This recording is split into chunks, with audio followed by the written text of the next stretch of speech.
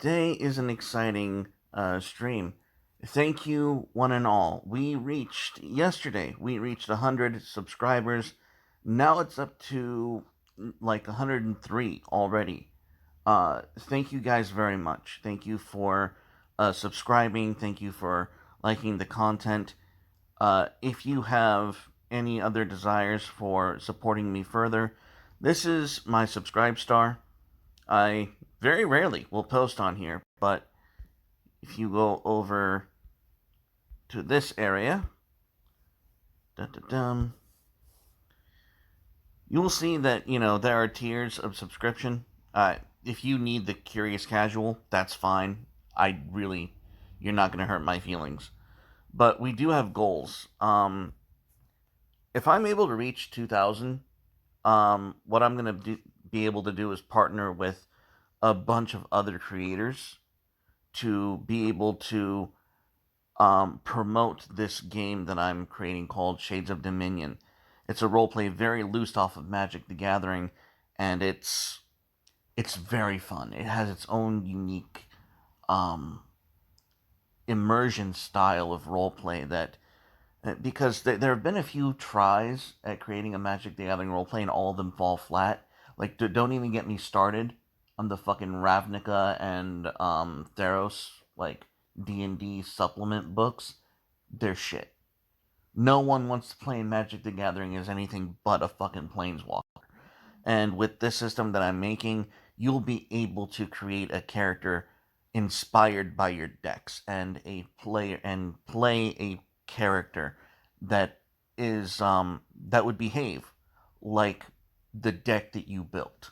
That's the point behind this game, and if you would like to support me in that vision and in that goal, the subscribe star is the place to do it.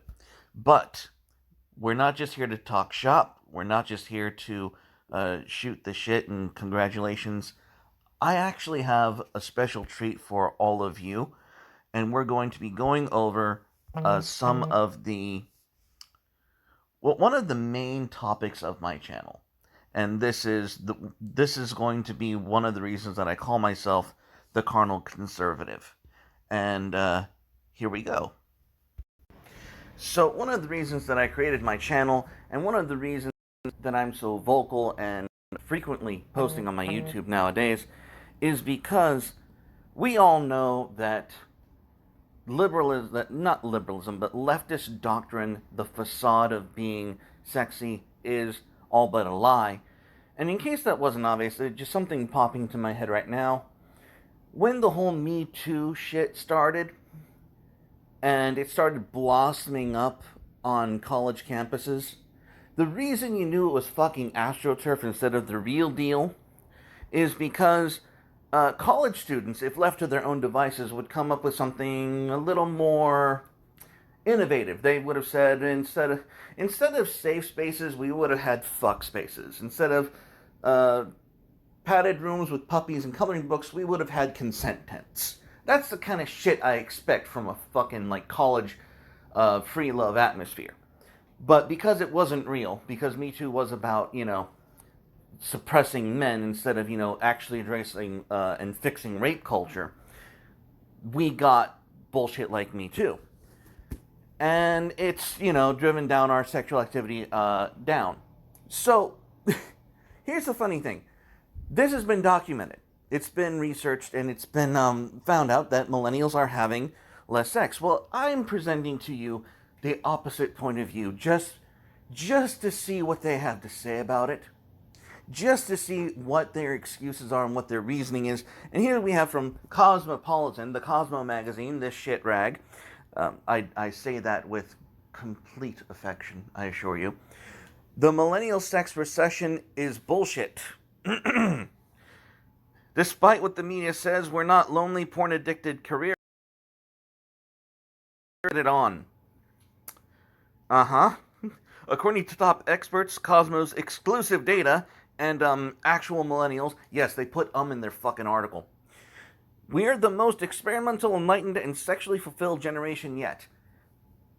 And here we start seeing the bullshit start to come to the top. But I don't want to spoil the ending.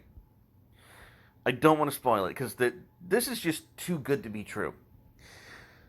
Americans ages 20 to 24 are so sexually inactive that it practically boggles the mind. That was Bustle in 2016. Millennials and Gen Z are having sex less often than any previous generation, according to New York Times in 2017. Today's young adults are on track to have fewer sex partners than members of the two preceding generations. That's quite the claim, wrote The Atlantic last year in a cover story titled The Sex Recession. All right.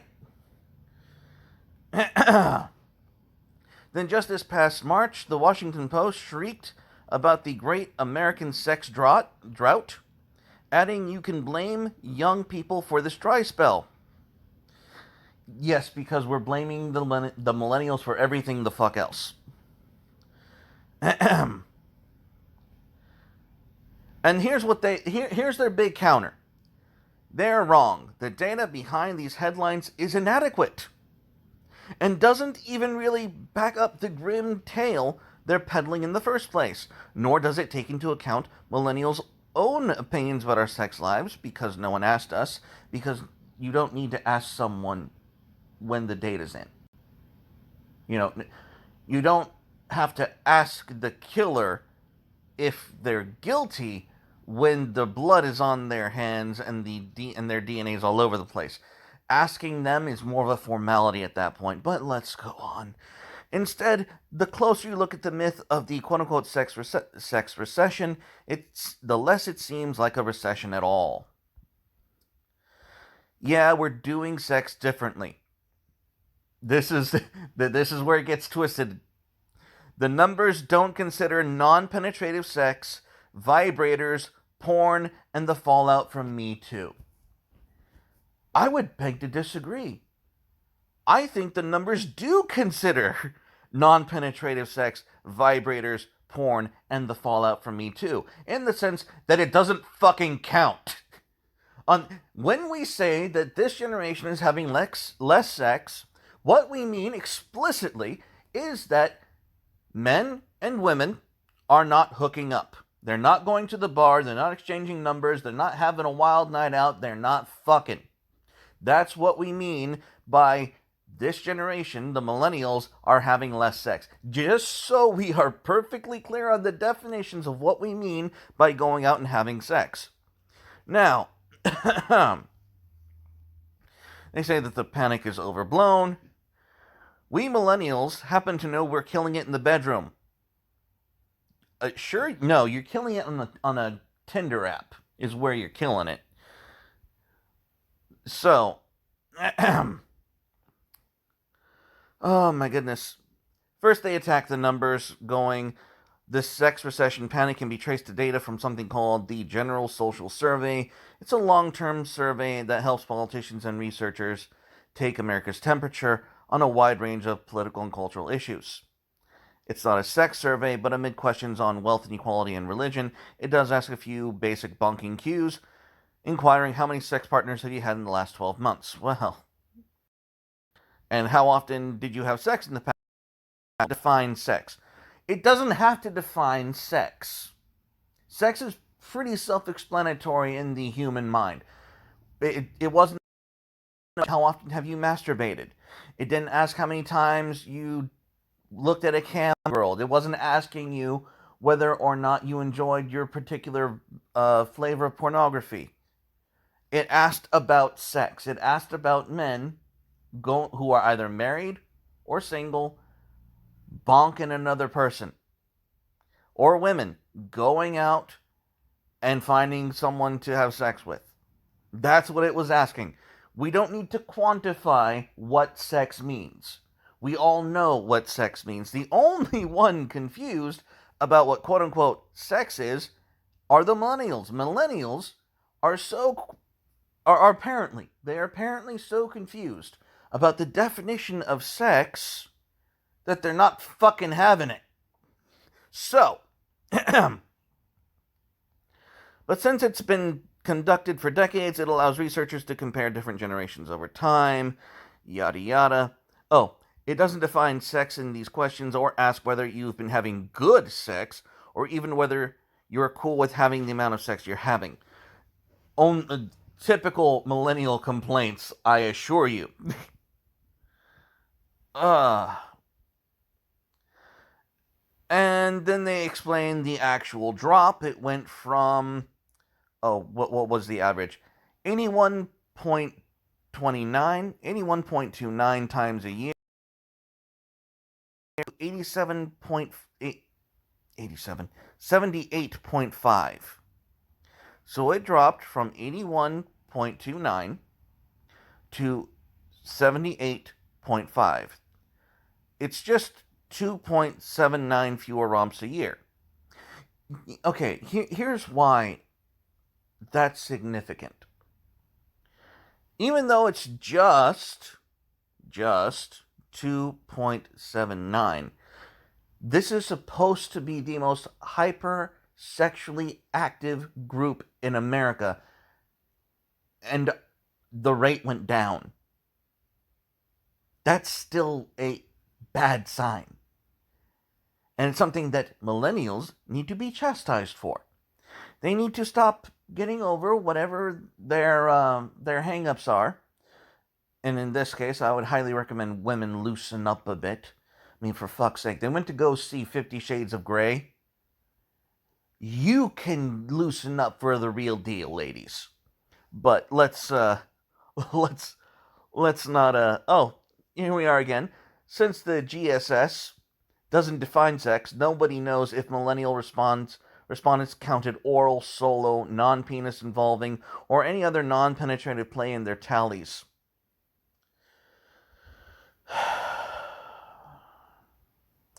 It doesn't go into oral sex or sex toy use or any of those things.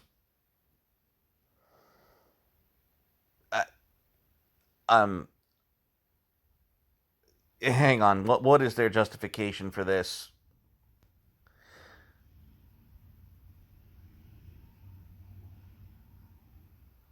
It's not saying that we're not. It's not that we're necessarily having less sexual contact overall. We're just having different kinds of sexual contact than have traditionally been measured.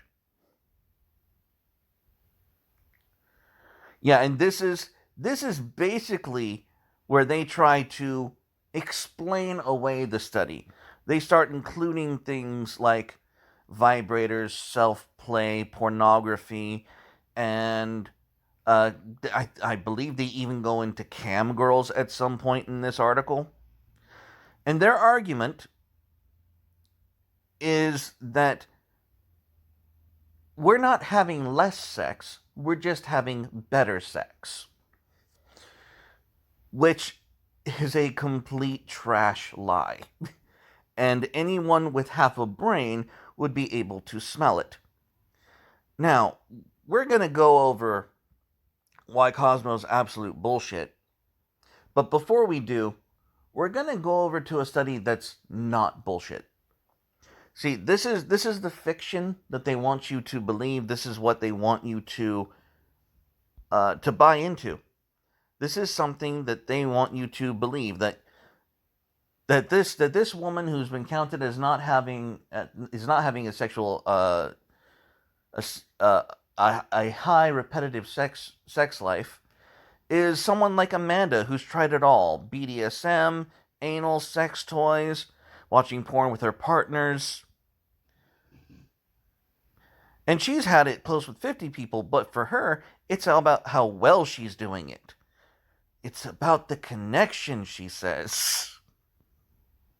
If it was about the connection, you wouldn't really have to do it with up to 50 people. I'm just saying. I mean, seriously, do you hear yourselves? But okay, I have dragged this out for as long as I can. This is the propaganda. This is the bullshit. And we're going to go into the section that's not bullshit. And this is the truth segment part of the of this video. And it's why I call myself the Carnal Conservative, from Breitbart 2016 survey. Right-wing people more likely to be sexually satisfied. You don't say. Can confirm. Those who consider themselves as very right-wing are more likely to have a satisfactory sex life. According to a European survey that interviewed over 19,000 people, just 66% of left-wing Brits claim to have a satisfactory sex life. This was significantly less than the 73% of Brits who considered themselves both very right-wing and sexually satisfied. And the 70% who consider themselves right-wing and satisfied. So there is a 0.73 to 0.7% to 0.7 factor. If you are conservative or if you're right-wing or very right-wing, there's a 0.7 to 0.73 correlation to you being highly sexually satisfied. That's good fucking news. That this is reality. And let's take a look at why. In Germany, 77 of those who considered themselves very right-wing also claimed to be satisfied in bed, while 71 of the very left-wing people claimed to have the same sexual satisfaction. In all 5 participating countries, Sweden, Germany, France, Denmark, and Britain, very right-wing people had the highest level of sexual satisfaction, whilst the very left-wing people tended to have the lowest on average. Why the fuck would that be? It's almost like human beings are naturally taking things into account, things like pornography, things like Me Too, things like online dating, things like everything that they listed in the Cosmo article as things that they're just not taking into account. These are the things that don't lead to a happy sexual life. And this is obvious at this point, the kind of bait and switch that the left has tried to push. They want to be the party of free love. They want to be the party of sexual satisfaction, and yet they fail to deliver. Why? Well, because their methods are completely and utterly inhuman. And in order to have a satisfactory sex life, you have to have a happy life. You have to live a decent, moral, have a strong structure to yourself to have a truly gratifying sexual lifestyle. Now, the final blurb here is there are obviously numerous factors that might explain an individual's sexual happiness, and the study does not suggest that changing your political views would make you happier in bed or on the stairs, on the kitchen floor, in the shower, or on the backseat of the car. The old rules about correlation not equalizing causation always apply. Being very right-wing does not make you sexually satisfied. Nonetheless, these results suggest it is, in contrast to at least some stereotypes popular in the political world. Those on the very right of the political spectrum who enjoy their sex life are those who enjoy their sex life the most.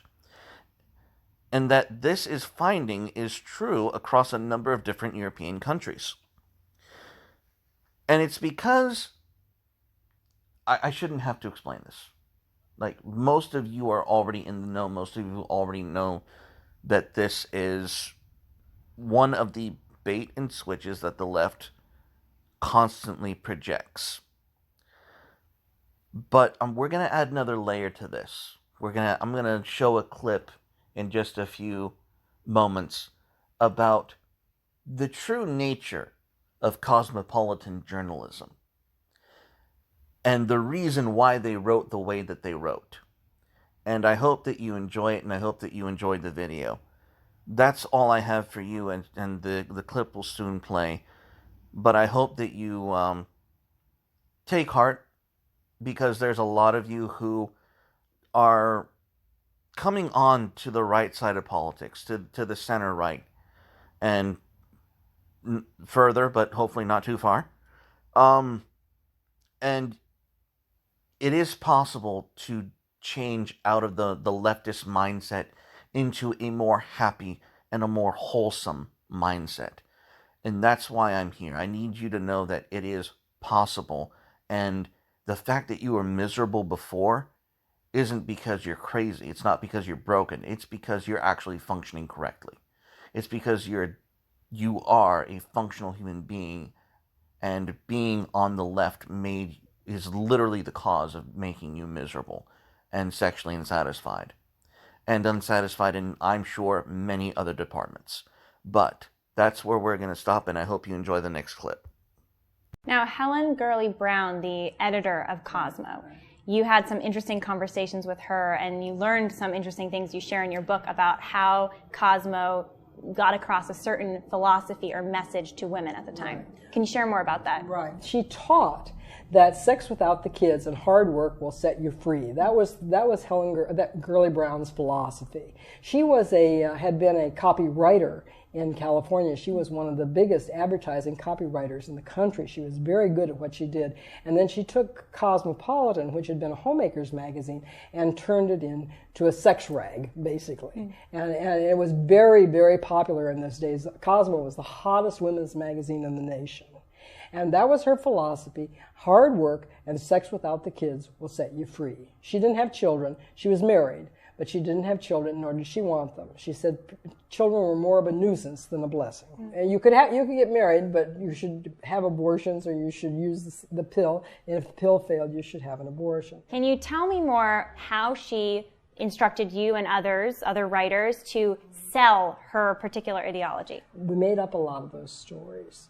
It was just, for example, a young woman, her name is Mia, she goes to Paris, she meets a man on the Champs-Elysees. That night, they fall in love that day. They go to hotel on the left bank, and the next morning, she knows that she's in love. It's all beautiful. It was all made up. There was no Mia, there was no hotel on the left bank. It was all an illusion.